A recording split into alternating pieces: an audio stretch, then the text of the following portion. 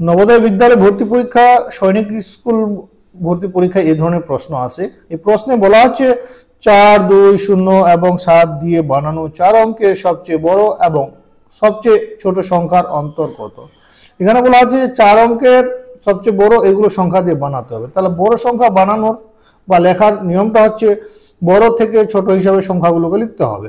তাহলে আগে বড়, তাহলে 7, 4, 7, তারপরে হয়ে গেল 4, 2, 0 লিখলাম। এবার ছোট সংখ্যা সবচেয়ে লেখার নিয়ম হচ্ছে ছোট থেকে বড় হিসাবে লিখতে হবে।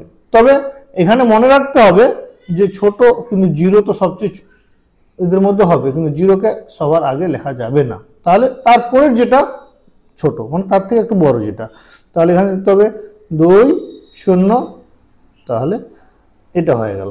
এবার অন্তর বলছে তো অন্তরটা বিয়োগ করে দেবো, তাহলে বিয়োগ করে দিই। কি বোঝা গেল তো?